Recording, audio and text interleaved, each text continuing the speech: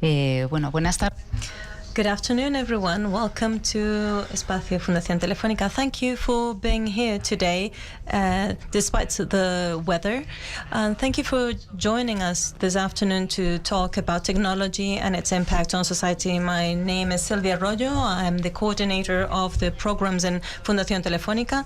With me is Isabel Cruz Conde. She's the director of programs in the Aspen Institute in Spain. And the event that we have for today is the second session of Tech and Society. That was an initiative that was born in 2017, where through different international guests we're trying to go in depth into the impact of technology on several aspects of society, such as governance, education or employment. Today, to talk about the impact it has on journalism and its relationship with social media and the electoral processes, we have Nancy Scola, who is a journalist who specializes in technology, and we have also Jonathan Nelson, and Isabel will introduce him further.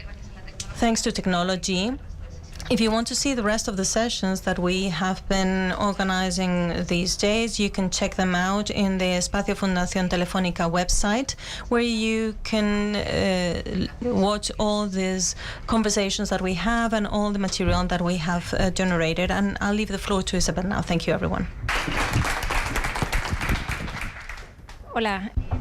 Hello, good afternoon, everyone. Welcome to this event. I would like to thank Fundación Telefónica to join us another year to this initiative. This is a very dear program to Aspen Institute because it brings us back to the 50s, where a group of people got together in the Aspen Valley in Colorado to think about the technological development would affect the development of society. We implemented this program 5 years ago, sharing the same reflection. And today we have Nancy Scola, who's a journalist and a professor. And she has focused in the crossing between technology, politics and public affairs, and she will tell us about the power of technology that has changed two of the main pillars of our society, which are politics and the media. After Nancy's presentation, we will have Jonathan Nelson joining in the conversation. He is the head of programs and a specialist in digital intelligence and Constella Intelligence, and he was also part of the program last year. Welcome, Nancy. The floor is yours. Thank you so much. Thank you for that kind introduction. And thank you all for being here tonight. I really appreciate it. We started planning this session more than a year and a half ago, but COVID-19 had other ideas. So I want to thank the terrific team at Aspen Institute Spain and the Fundación Telefónica for sticking with it, for bringing me here, and for being such great hosts here in Madrid. I'm thrilled to be here tonight to talk about a topic I care deeply about, and that's how in the last 15 years, technology has really overhauled the practice of politics and media in the United States. I've observed a great deal of change over the course of my career, and I'd like to share those observations with you. But then afterwards, I'm hoping we have a really robust conversation that begins to answer the question, how should the work of politicians and media adapt to this new age dominated by digital technologies? And what I've witnessed in my career is what looks to me like a once happy marriage between the worlds of American politics and the world of technology, now going through a very messy divorce. We're all now trying to figure out how to behave, but I think there's a lot more work to be done to update those professions for this new era. And if you'll indulge me, I'd like to start with a little bit of my own backstory. I've spent many years as a journalist covering this intersection of technology and society. And for 6 years, and until recently, I was a senior technology reporter at a publication based in Washington, D.C. called Politico. But I didn't start my career really in journalism. I started my career on Capitol Hill in the United States Congress, working on a committee called the Committee on Government Reform. We did oversight of the federal government, and since I specialized in technology, I got a front row seat on how government was engaging with new technologies, particularly the internet, and it wasn't always pretty. There was one searingly formative experience I had early in my career while I was working on the Hill. So I was about 20-something, early 20s. And I worked on an effort to help the FBI, the Federal Bureau of Investigations, move their case file system from paper mail, which is how they would transfer files across the country, to the internet, right? The idea was that agents now could use this internet thing to ship their case files across the country and make their investigations more efficient. It was a great idea. It would have saved the FBI a lot of time or trouble, but we just couldn't get the thing to work. We didn't know how to build technologies like that from inside government. We spent about $170 million US dollars on it, about 5 years before we just abandoned the effort. So that was around 2005, and when it came to Washington and getting the benefits of technology, it seemed like we just couldn't get out of our own way. And so I tell that backstory because it was especially exciting to me when change did start to happen, and political leaders in the United States started talking, at least, about using technology well. After leaving Capitol Hill, I went to work on the would-be presidential campaign of a politician by the name of Mark Warner. You might know him as the Democratic chairperson of the Senate Intelligence Committee in the United States Congress. At the time, he was the newly former governor of the state of Virginia. And even earlier in his career, he had worked as a technology investor, making millions of dollars. And so he wanted to run for the White House as a technologist, as a politician who got technology and could help harness it to the benefit of the American people. It was really exciting stuff for me, and so I signed up to help steer that portfolio.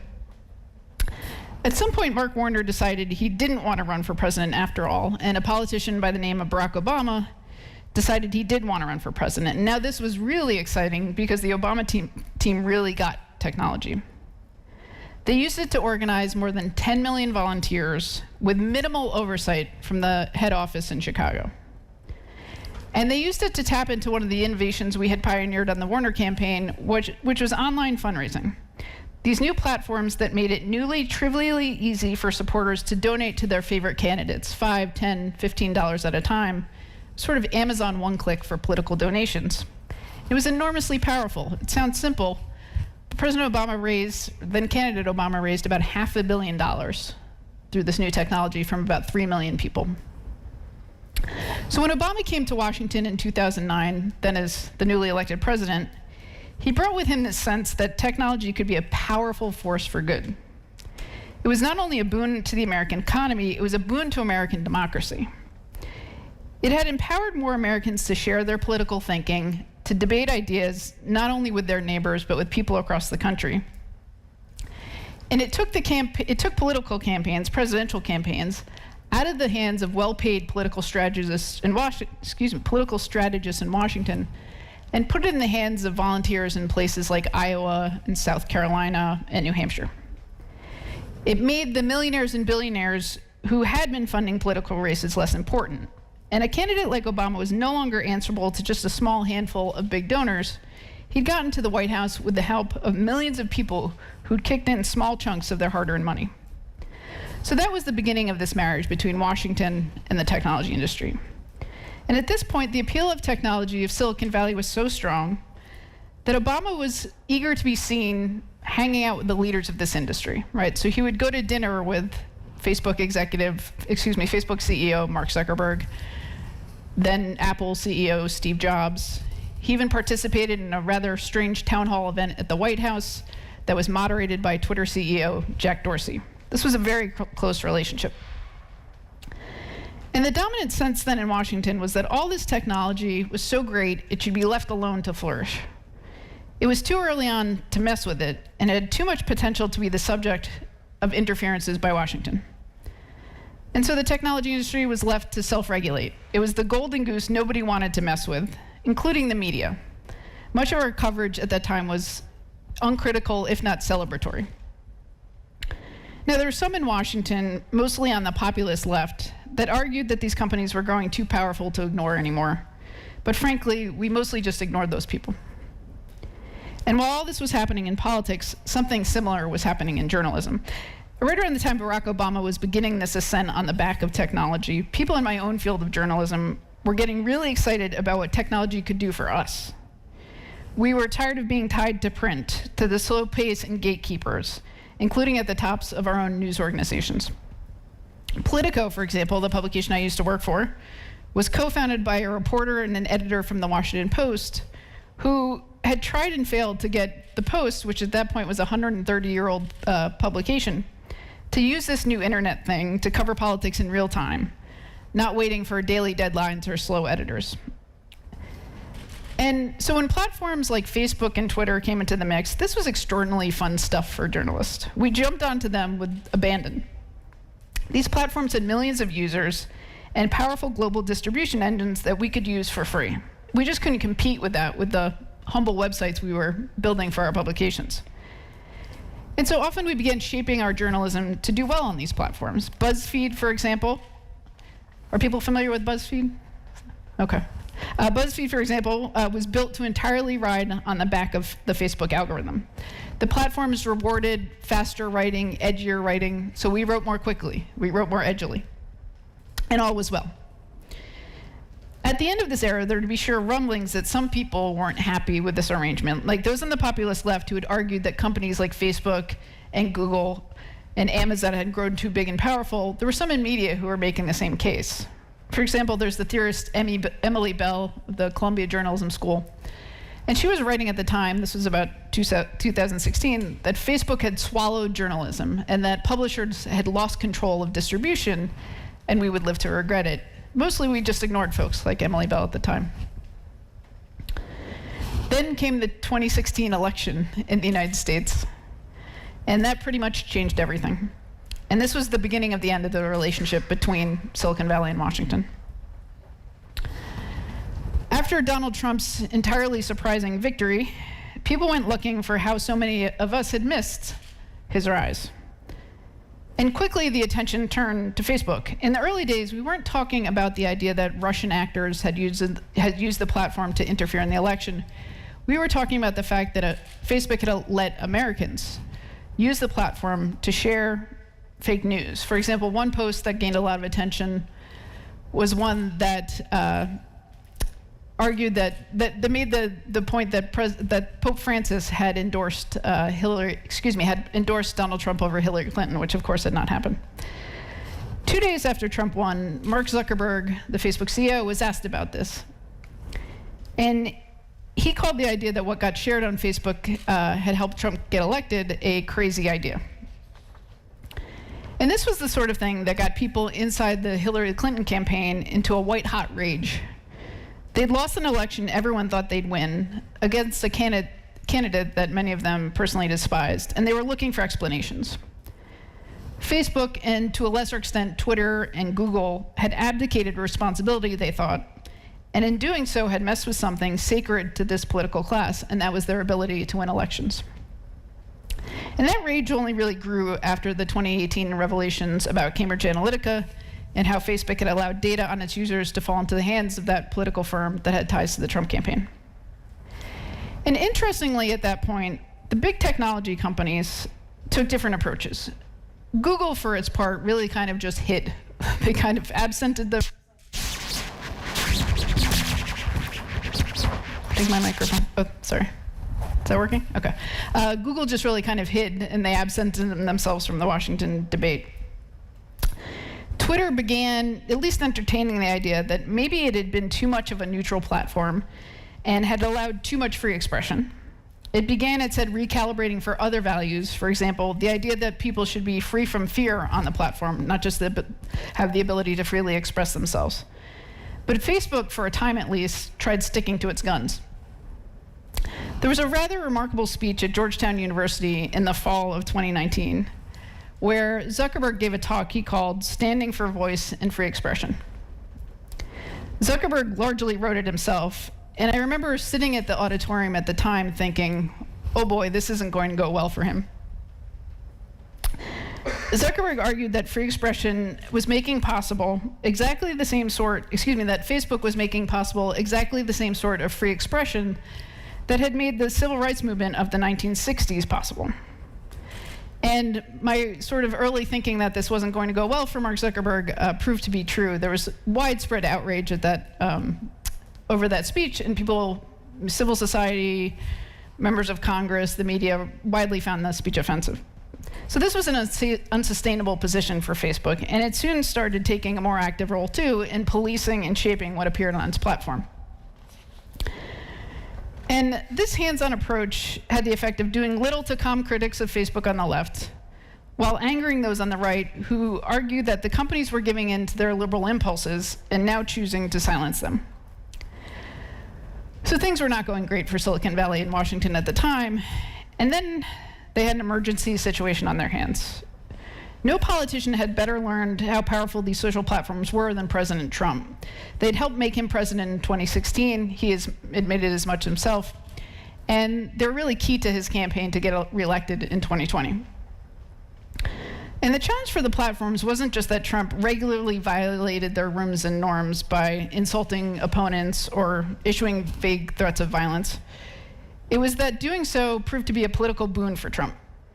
It was a double bonus. He could use these tools to get his unique voice out into the universe and then capitalize on the blowback that came whenever the companies inevitably made any attempt to rein him in.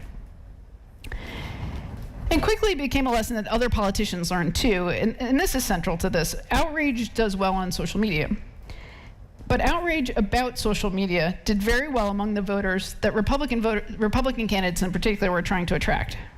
For example, in the fall of 2017, there was a Republican member of Congress from Tennessee named Marsha Blackburn who ran an advertisement on Twitter about the organization Planned Parenthood, in which she accused the organization of trying to benefit from selling what she called baby body parts.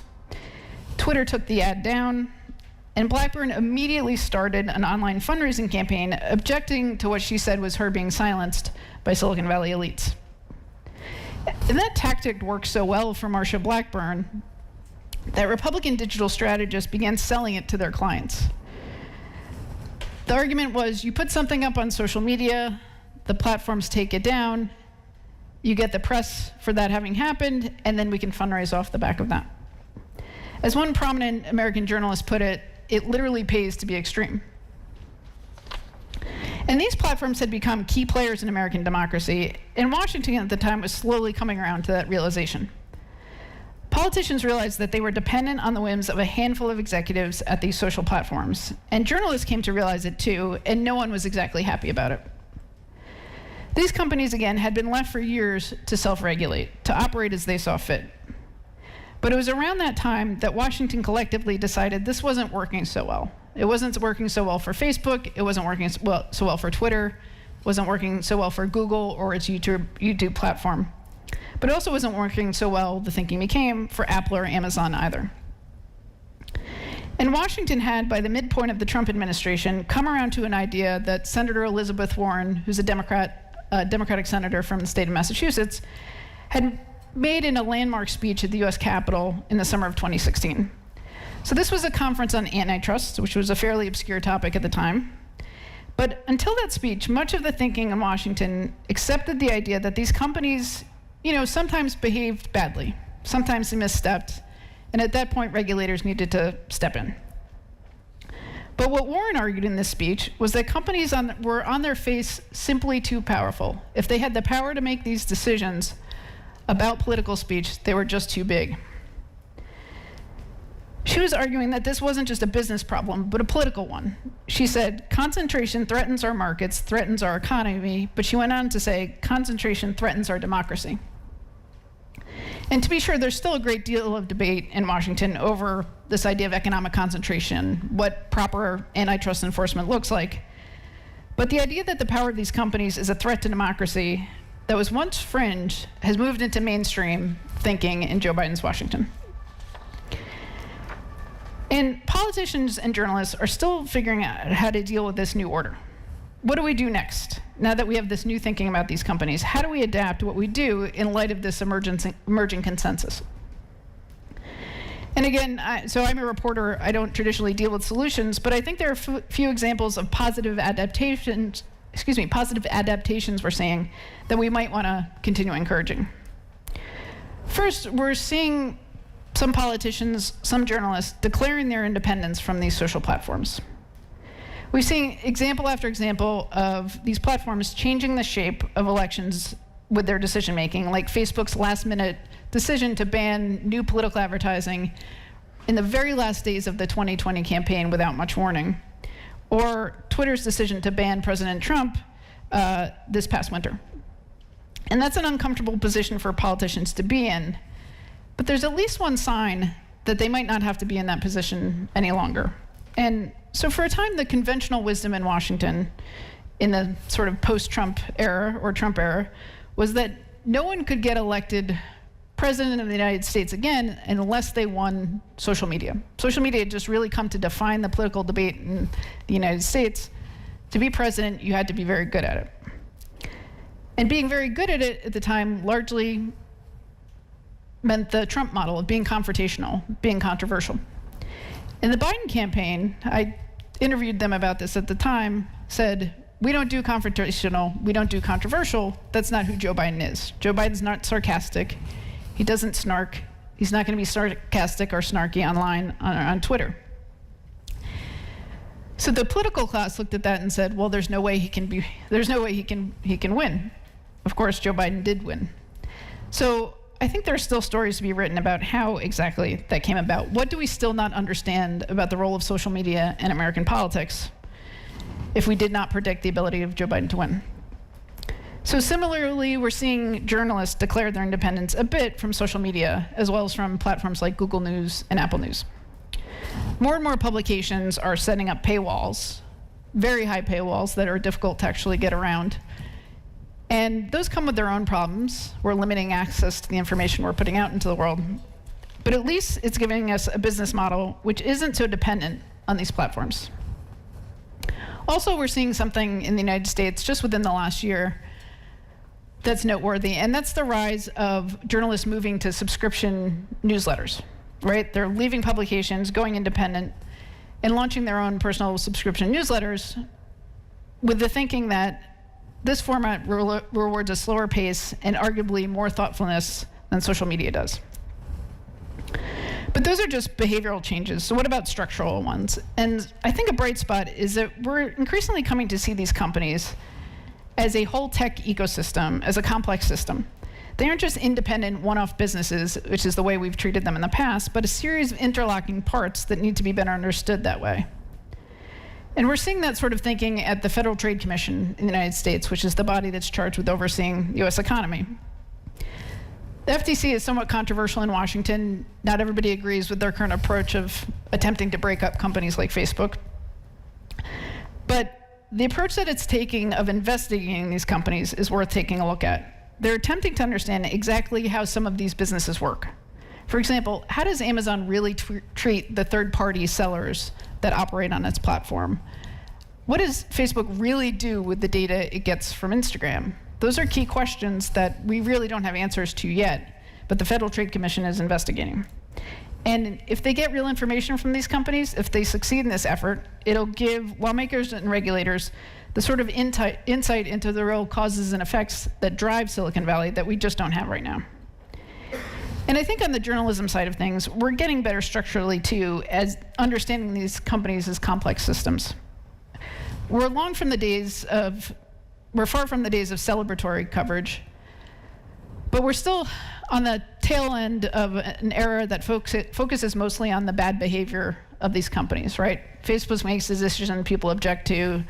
Twitter takes down content, doesn't take down content, and people object to it, and we cover that. Or we focus on internal conflicts within these companies. We've only really started recently digging into what really makes these companies tick. What are the mental models that executives are using to inform their decisions? What goes wrong between executives at these companies sometimes having the best intentions, but still producing bad outcomes? And those are the sort of stories I find fascinating, and I'm really looking forward to digging into in the years ahead. And with that, I'll wrap it up. John? Well, let's please give Nancy a round of applause. Thank you. Thank you very much, Nancy, for those really illuminating insights. Before we get into a bit of a conversation and open it up to the audience and the public, again, I'd love to thank Nancy Scola for some really, really fascinating insights. Remember, if you are connected on social media, since we're discussing the ecosystem of social media, you can ask questions via Twitter using the hashtag #TechSociety. So that's hashtag #TechSociety. And with that,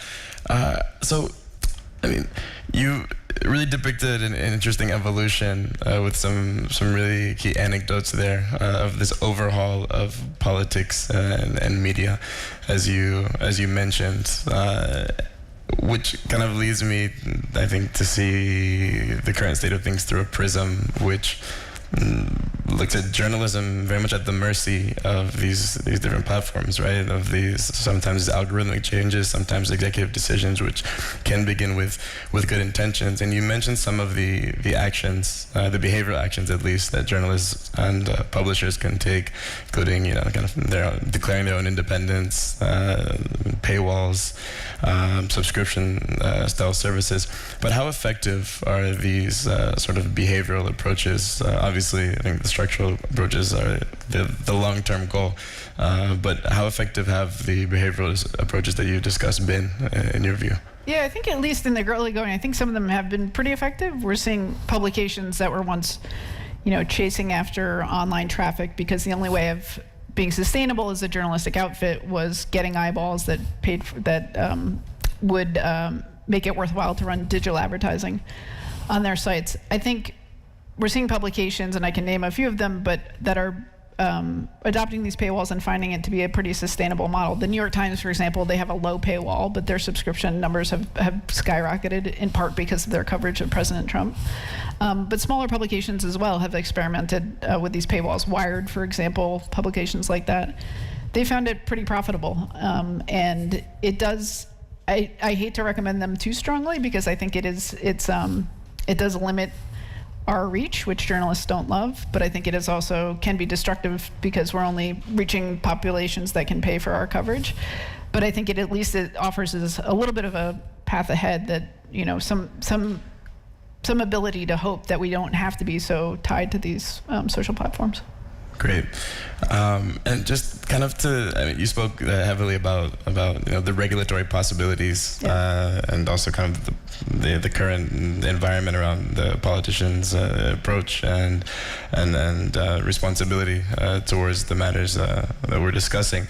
But if you look at how quickly and dynamically the digital ecosystem has advanced, the rise of major platforms and rather young companies compared to companies in other sectors that have been around for decades longer. Yeah.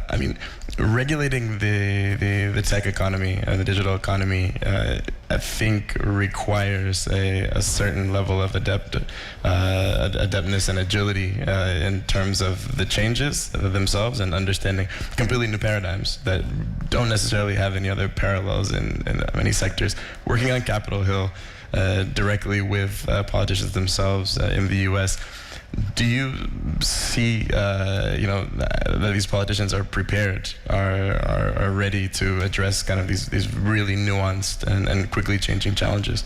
Yeah, I think they're much better than they were even 5 years ago, and I think there's a couple different signs that that's the case. I think we've had a series of hearings with the CEOs of some of these companies, Mark Zuckerberg, Jack Dorsey.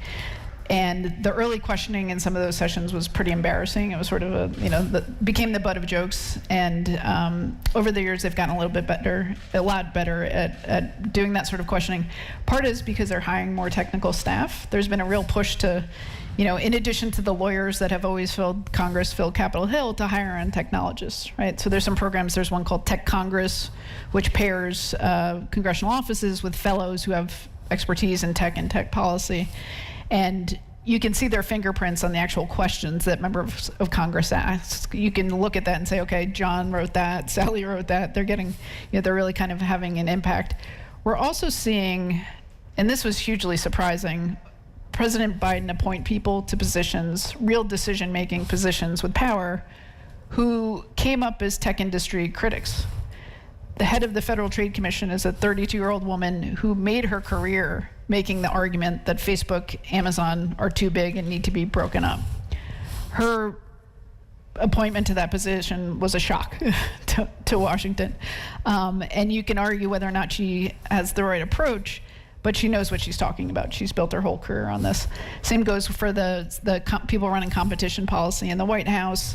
Same goes for the nominee to run antitrust policy at the Department of Justice. These are people who built their career examining these business models and are going into it knowing what they're doing.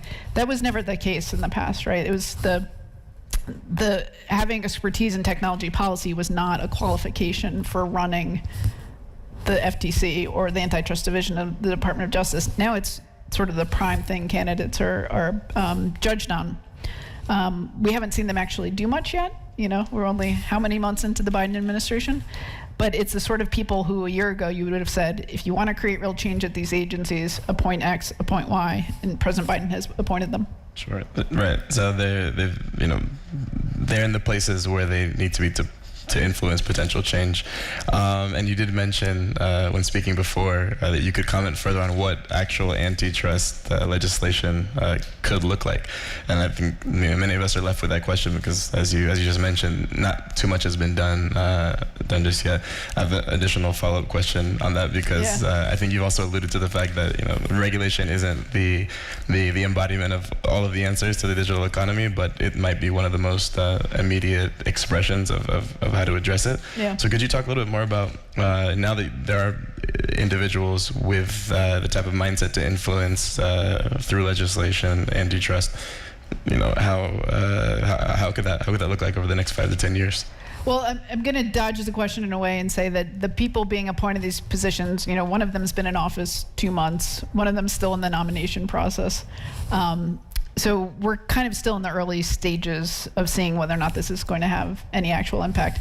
I think one of the things that we're seeing is this marriage between, I'm using the marriage metaphor a lot, but a marriage between thinking on Capitol Hill about what antitrust policy should look like and thinking in the regulatory agencies about what it should look like, and that's never happened in the past. There's never been this sort of real symbiosis, in part because some of these people, the same people, they moved from Capitol Hill to the agencies. They developed the legislative policies on the Hill, and now they're implementing them at the regulatory agencies. But we haven't seen the fruits of that yet. But I mean, it could look. There's all sorts of potential outcomes. I think that people fixate on the idea of breaking up Facebook and Instagram. That's sort of the holy grail for some folks, or divorcing Amazon from its third-party selling platform and its cloud business. You could break all those three things up. There's also more requirements that could be put in place, sort of lower-hanging fruit about transparency, about requiring companies to pre-clear, we're getting in the weeds here, but pre-clear mergers so that they have to actually go to regulators and say, if you're Facebook, is it okay if I go by Instagram, which hasn't been the case in the past. So there's sort of a full menu of things that they could choose from. I think at this point, this is a tortured metaphor, but they're still kind of printing the menu up, but at least there's an effort to get to that point. Do you think across the political spectrum there's enough appetite for serious antitrust legislation or regulatory approaches towards platforms, given that there's sort of this, like when disinformation or false narratives permeate the public sphere, in many cases they don't just affect one side of the political spectrum, and you can hear this when there are expressions of outrage on relating to false narratives. It's particularly related to when it affects one's political views or one side of the political spectrum. So it's actually kind of nestled itself into the nature of political discourse around the world, but certainly in the United States, in a way that it's kind of interesting to imagine a place without a Facebook, or an election without a Facebook or a Twitter. Do you think the appetite is sufficient to actually carry this on after a 4-year term, for example? Well, this was the sort of joke in Washington over the last 4 years is everyone's mad at Facebook just for a different reason. So I think there's a momentum around the idea that Facebook in particular, but also Amazon, also Google, has grown too powerful. Something has to be done about it. What the solutions are, there's absolutely no consensus, bipartisan consensus, on what those solutions are, right? on the Republican side of things, the conservative side of things, there was the idea that these platforms were so powerful, and the evidence of that was that they were censoring us. On the Democratic progressive side of things, there was argument these platforms are too powerful, and yet they're not cracking down on misinformation, right? So how do you sort of like build a bridge across those two camps? It's not entirely clear. This is sort of a nuts and bolts thing, but if Washington continues to be dominated by Democrats, they don't need Republicans to come along and agree to the solutions. I think on the Democratic side of things, there has been this division between what people kind of thought as Obama-era institutionalists who let the companies self-regulate, light touch approach, and the sort of more populist left wing that President Biden has, again, surprisingly become a little bit of the head of that sort of movement. I think for a time it was sort of evenly balanced, and the Biden Democratic approach is kind of winning the day in Washington. So they have the momentum with them. Sure. And kind of returning to the space of journalistic possibilities in a future world, assuming the dominance of these platforms. As you said before, very succinctly, outrage sells. And we saw that in kind of this global populist rise after 2015, 2016 or so, where parties across the world were catapulted into not only the public spotlight, but in many contexts, into Congresses, into parliaments, using and leveraging the digital ecosystem as a place to amplify their voice and amplify their message. Alternative media in general has been a kind of an institution on its own that has helped really bring this into to reality. Do you think journalism, true journalism, can actually escape sort of the shadow of this this reality that's really amplified by the platforms, has always existed, but now it's kind of a fundamental rule that outrage sells? I hope so. It's not a satisfying answer, but I hope so. Again, I think we're seeing more and more working journalists reject that model, reject the sort of being subject to the whims of the social platforms and trying to do things a bit differently. New publications are starting up, and from the very beginning, they're looking at what happened to places like BuzzFeed and saying, okay, that's not the future we want for ourselves, so we're going to try a paywall. We're going to try hosting events. That's a model that a lot of publications are using pretty well. The pandemic sort of took a bite out of that, but it has proven that people like in-person events and they like them hosted by publications. So that is a potential model for folks. So I think the hope that maybe we escape that universe of just sort of outrage-driven journalism is the fact that there are journalists who reject that eventually, and we want to find different solutions. Fantastic. So I think maybe it might be the time to ask if anyone in the audience has any questions or would like to participate in the conversation. We certainly welcome any additional questions, points, or interventions from the audience members. Feel free to raise your hand and we can get the microphone your way. Mi nombre es Irene Lozano, muchas gracias. My name is Irene Lozano. Thank you, Nancy and Jonathan. It's been very interesting to listen to you. Nancy, I loved the way that you explained what the relationships are between the social media and how this affects the American politics. And I would like to ask you what effects this also has in other countries, in the politics of other countries. For instance, when Twitter banned President Trump from the network, the first thing I thought is why Facebook had not done the same thing when we saw the genocide of the Rohingyas in Myanmar, because we know that the hatred spread by Facebook actually influenced a lot in this genocide. So I would like to hear your opinion on this, because everything that you have told us about the effects on the American politics become even more dangerous when we think about the politics in other countries, because we do not have access to from the lawmakers to the CEOs of those companies abroad. Excuse me. I think the fact that these are American companies is a hugely salient fact.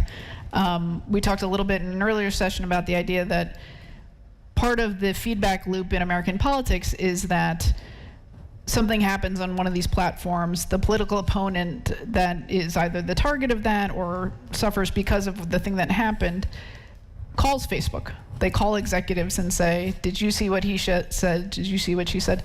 During the 2016 campaign and the 2020 campaign, the Clinton operation and the Biden operation were constantly calling Facebook to object, constantly calling Twitter to object to what they were saying. And I think, folks in the Rohingya don't have that pipeline, that, connection to these companies in the same way.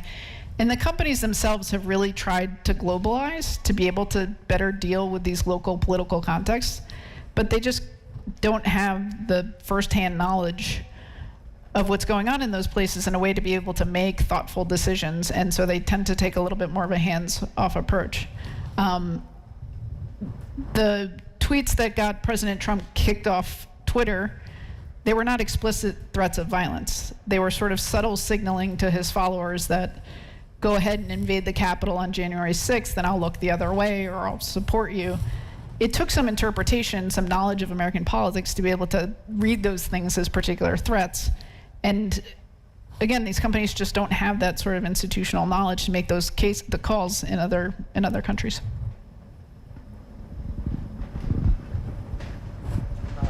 This is going to be a challenge for the mask.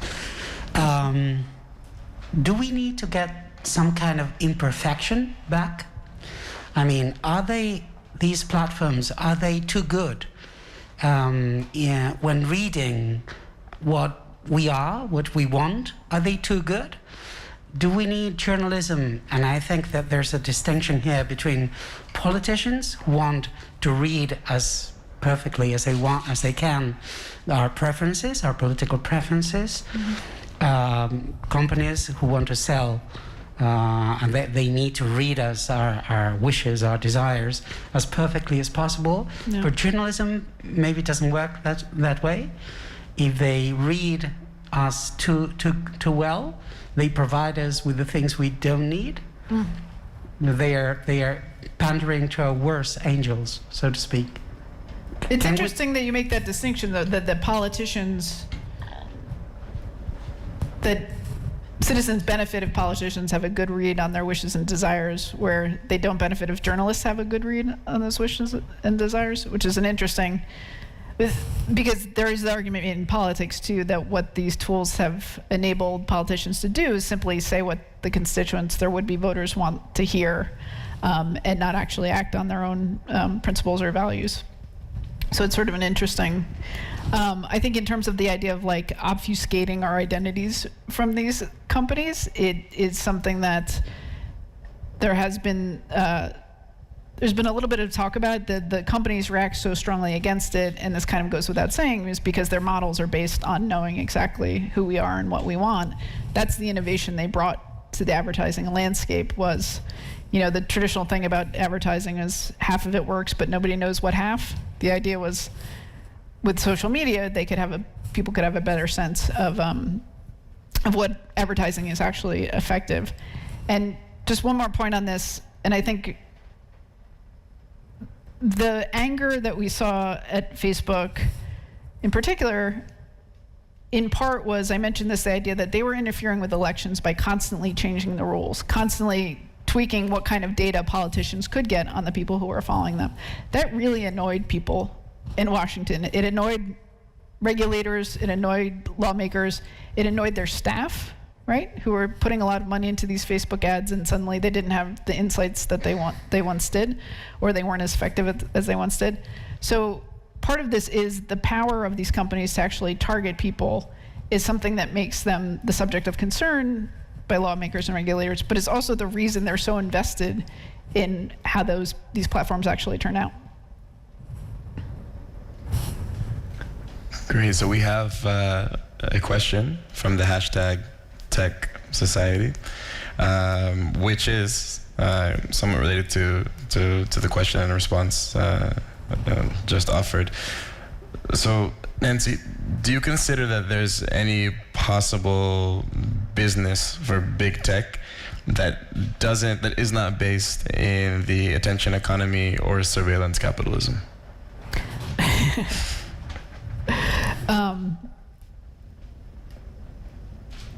People have talked about the idea that if Twitter was a subscription service, that would be preferable. They wouldn't be as incentivized to get our data, know what our likes and dislikes were.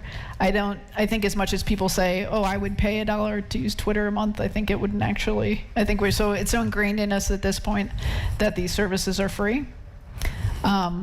Maybe I'm wrong. I mean, I think we pay for Netflix, we pay for other online services, but the idea of people paying for social media and thus disincentivizing them from collecting all this data for targeting,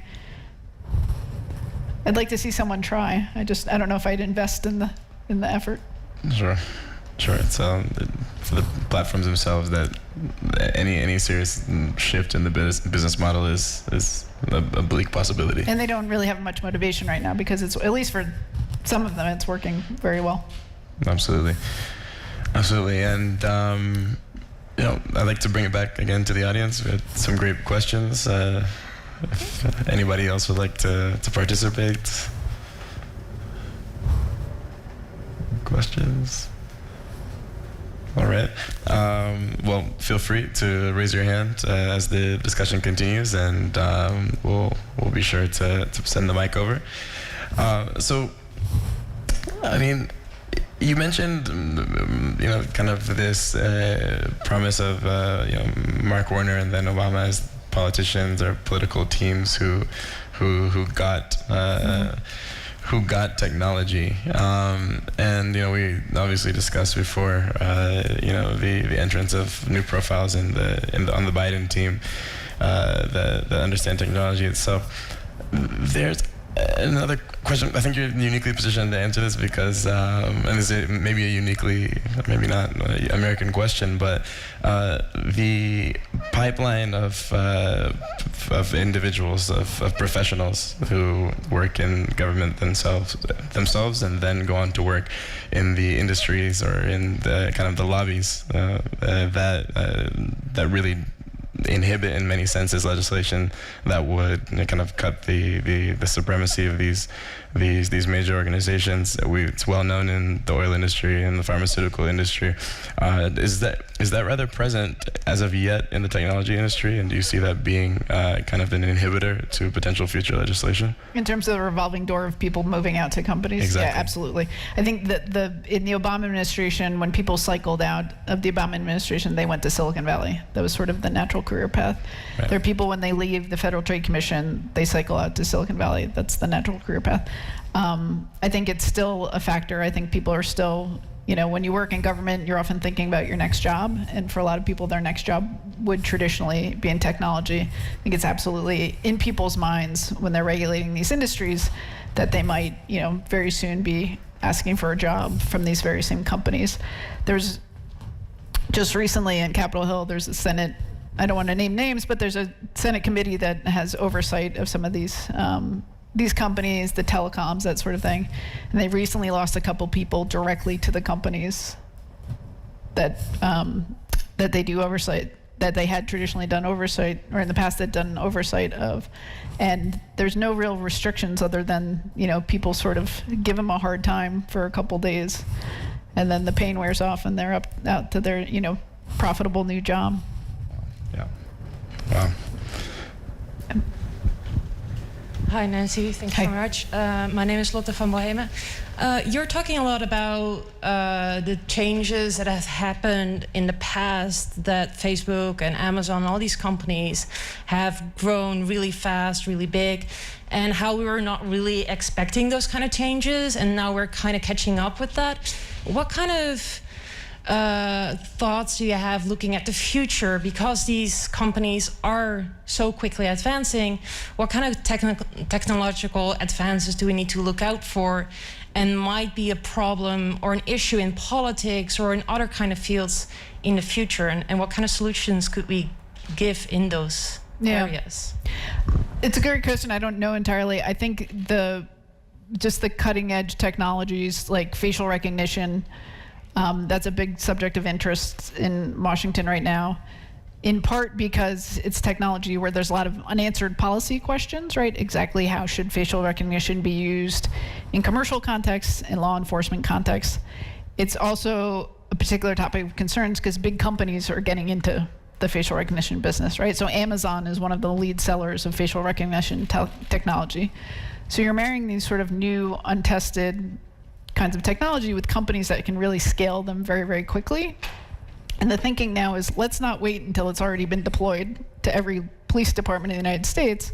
Let's get in on it early. So we're seeing that sort of talk happen a little bit, but I think, there's facial recognition, there's automation, there's a lot of interest in automation, again, Amazon, because they're automating so many of their factories, trying to figure out what the impact of that will be. So having those conversations as those technologies are getting adopted, we are getting a little bit better at that.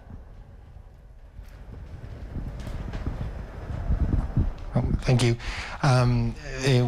When it comes to this problem, in my opinion, there's a couple of things that stand out as problems that are difficult to solve, in my opinion, which is the hate speech that was mentioned in the question before, and also the false narratives, disinformation or misinformation.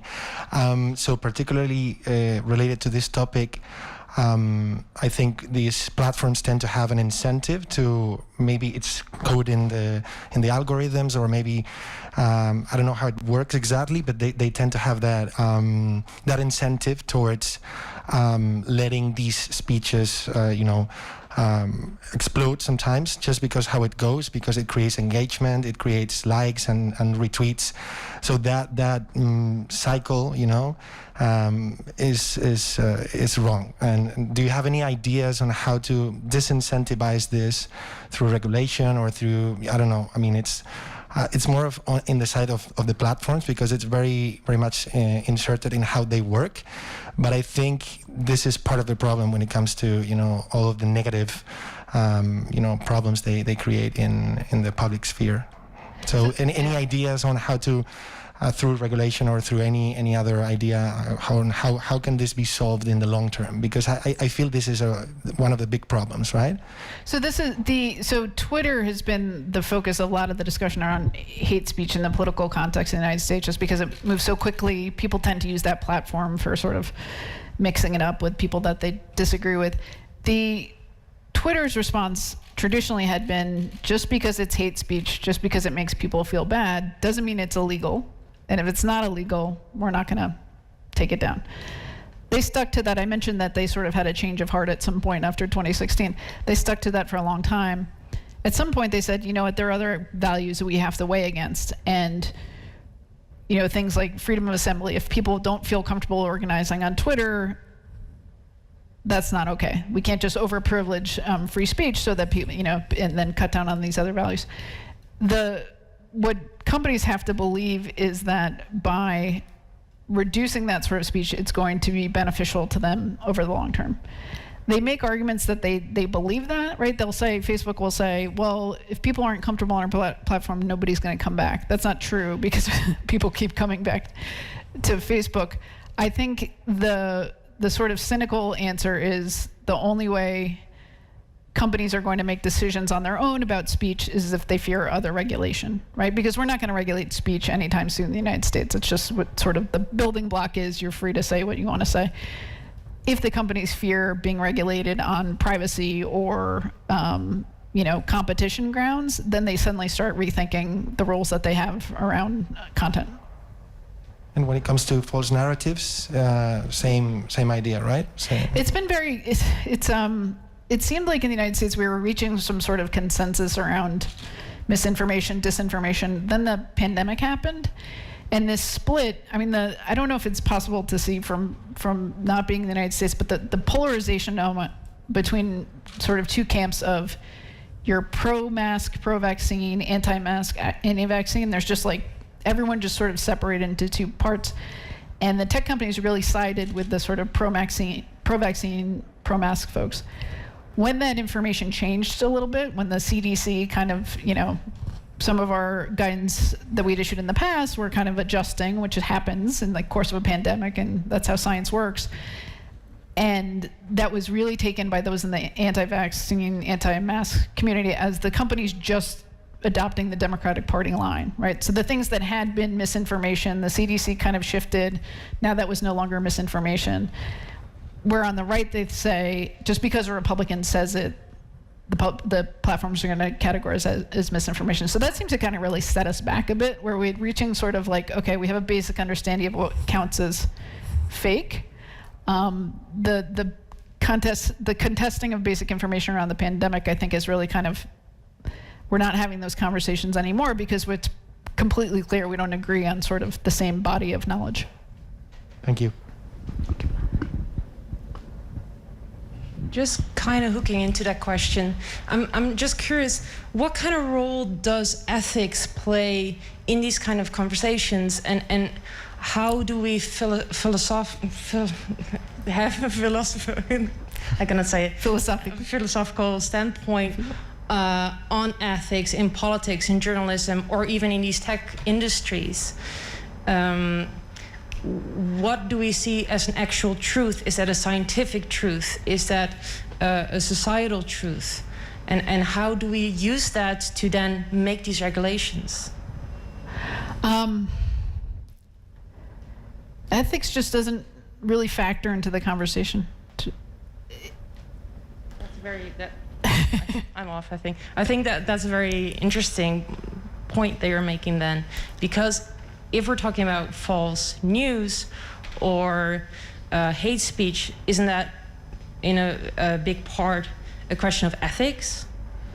I mean, from the company's perspective, they'll address behavior if there's a possibility of direct violence against certain populations or certain individuals, right? So when they expanded beyond we only take down illegal content, they added, we only take down illegal content and content that's going to cause direct offline harm to someone, right? That was sort of that's still kind of the camp they're in a little bit, is that they're not making value judgments. They're just trying to protect people. The conversation of like what sort of speech exactly they should be incentivizing, or what sort of speech is like beyond the bounds of acceptability. There's some conversation at sort of like they will police the worst of the worst, but like any conversations past that of like what our ethical obligations are, what sort of content to support or promote, it's just, we're not having those conversations, in part because I think there's just no shared sense of ethics.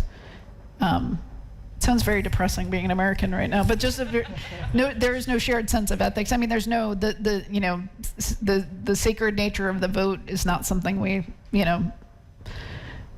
have agreement on at this point. Our obligation to protect other people in our community that might be medically vulnerable is not. There's no sort of accepted ethics around that. So, getting to accepted ethics around how social media should work, and even how journalism should work, it's sort of the back of the to-do list right now.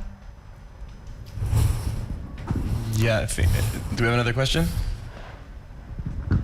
No, not yet. Okay.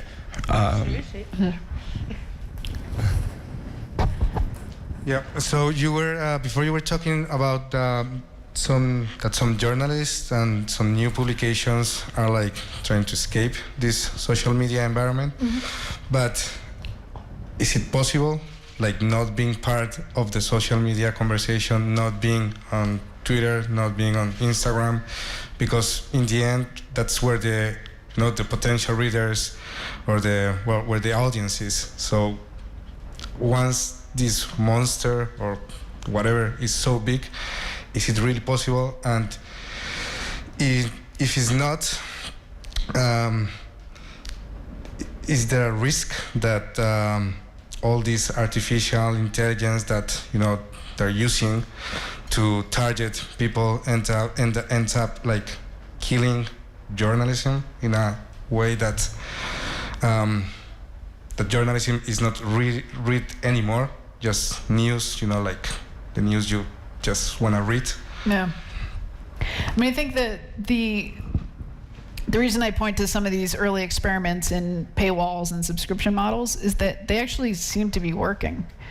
And one of the eye-opening things in my last few recent years in journalism is that the content that we outrage does do well, right? There's sort of some baseline of covering President Trump's latest tweet does fairly well for publications.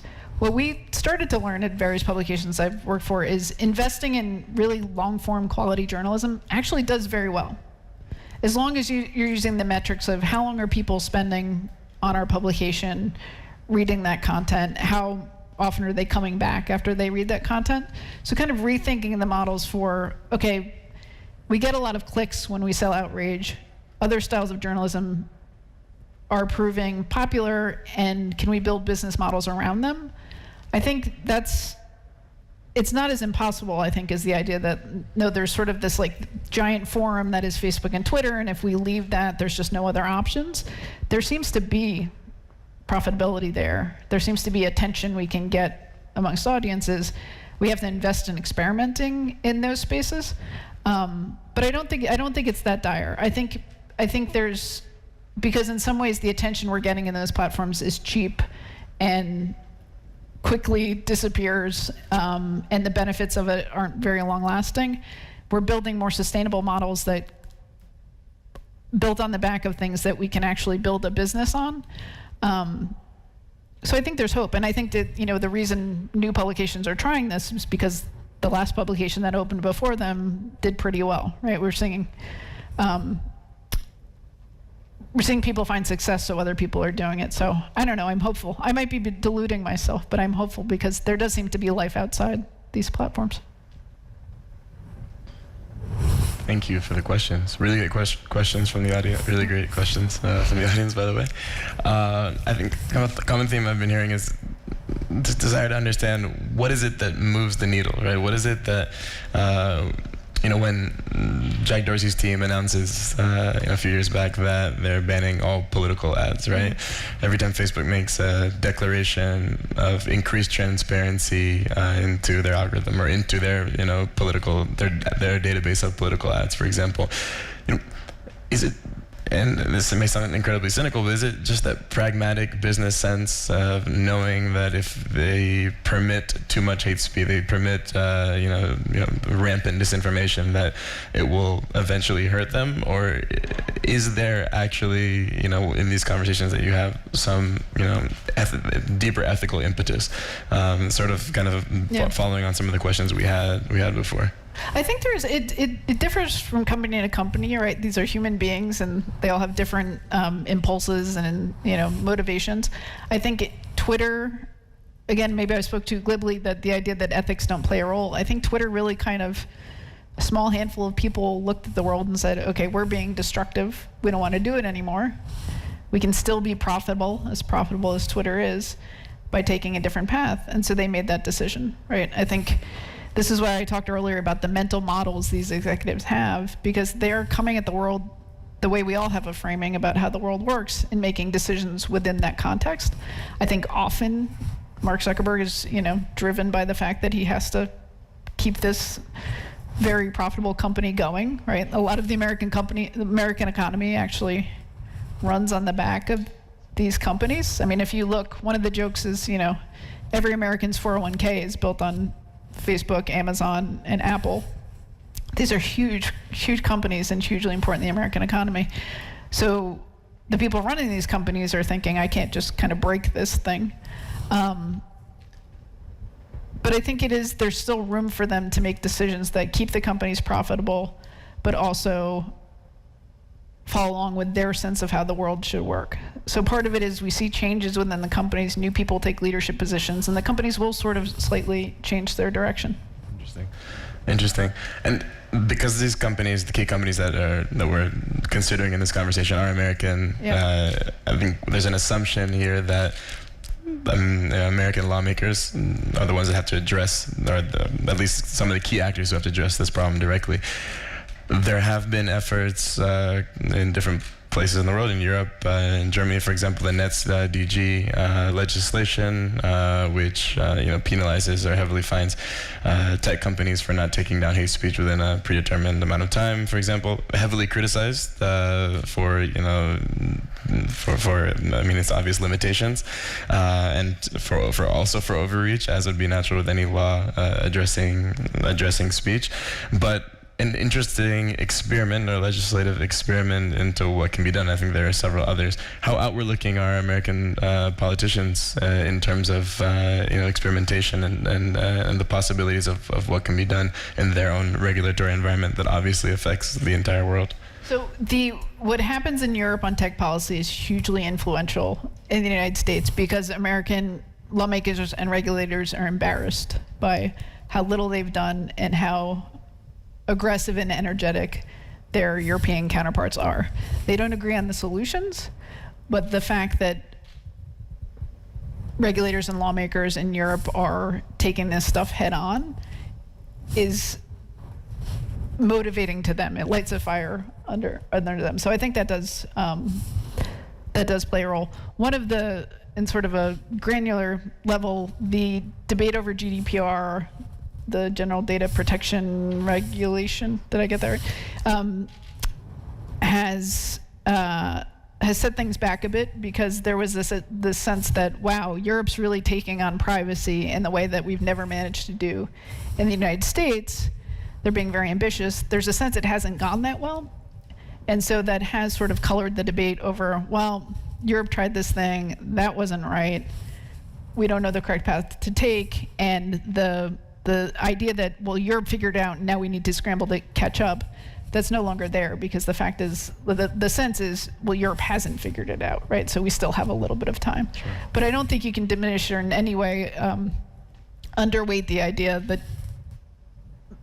lawmakers and regulators in the United States do observe the rest of the world and want to retain what they think is their sort of like standing at the forefront of, Sure.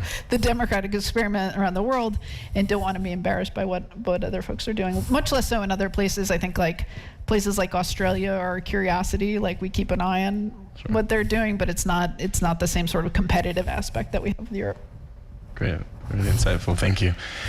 So I think that time has come where we'll open up to a last question, and I think then we will, we'll end on that note. I think we have a question here.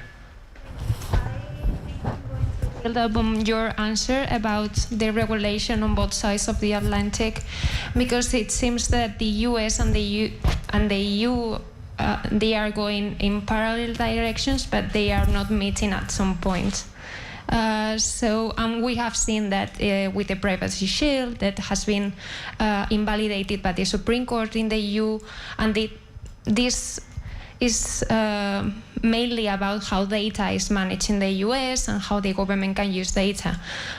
So do you think in the future we can see common ground on how data is regulated, how, for example, the Digital Market Act here in the EU has something similar across the Atlantic, or we are going to see this, for example, Trade and Tech Council that has a few weeks ago has been announced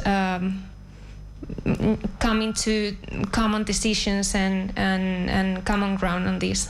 Yeah, I think it really depends. I think on Privacy Shield you mentioned, that's someplace Europe and the US will get together, right? We have multiple times in the past, we will again.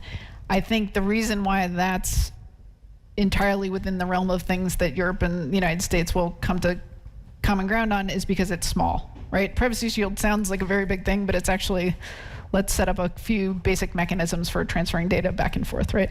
I think things like that, absolutely. I think on some facial recognition, even if we can come up with like concrete ways of regulating that particular use of technology, absolutely. I think where the US shies away from is the sort of, digital service, like the broad sweeping, let's overhaul this entire sector all at once.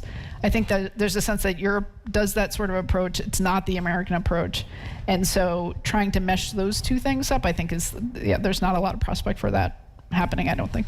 Because it seems that we have like the people-centered approach in Europe and the self-regulated, not so self-regulated now, but so there are two completely different approaches, and they will need to meet at some point in the future, because at the end, Facebook and Twitter and Google, they want to work in the European market as well. So there's no light now in the moment for a common ground on the big picture so far. I think it's just, not to make recommendations, but if U.S. lawmakers tend to like laws that are solutions to what they can see concretely as particular problems, not the sort of setting a governance model for entire sectors, right? So if there's some solution Europeans come up with and say, we're trying to achieve this reworking of this particular market, and then you present it to I shouldn't be making policy, but you present that to American regulators as like, do thing X, Y results, will come out of it, that they can wrap their minds around more easily, right? It has to be sort of like a very concrete, here's the problem, here's the solution, and done. Great. I think we had one more question from this area. All right. And with this last question, we'll close out. Thank you. My name is Andrea, and I just would like to mention something that I think is very important, especially when we are talking about technology and society. This is the title of this event. I would like to know, how do you see the impact of deepfakes? Deepfakes? Yes. There was a great deal of excitement heading into 2020 that this was going to rattle the entire electoral process, right? If people could put together fake videos of Joe Biden saying certain things. I think the excitement has worn off because we haven't seen as great an impact as people were worried about. It's sort of it's too far off in the distance for regulators to be thinking about too concretely at this point. I'm not saying that's the right sort of approach, but it sort of gets to the worries about automation, right? There was a couple years, and I indulged in it myself, wrote a couple stories about automation's changing American industry, it's changing lobbying, it's changing everything in the United States, and we haven't seen that really manifest. And so people kind of backed away from it. I think deepfakes was the same thing. It was, people covered it in depth for a while. It hasn't really had the impact we thought it was, and so people have moved on to other things. Thank you. All right. Well, I'd like to just give a quick round of thank yous to the audience for your attention and participation. Nancy Scola, I think another round of applause is due.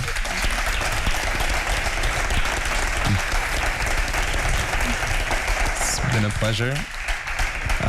To the fantastic team at the Aspen Institute and la Fundación Telefónica. Very much, and everyone who's tuned in, asked questions via social media and participated in any way with this event.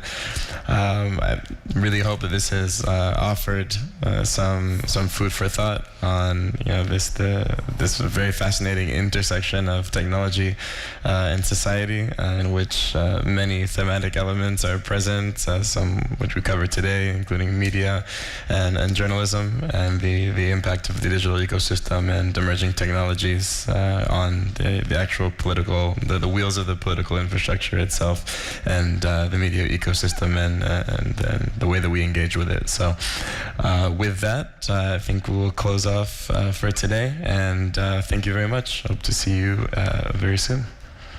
Thank you, John. Thank you.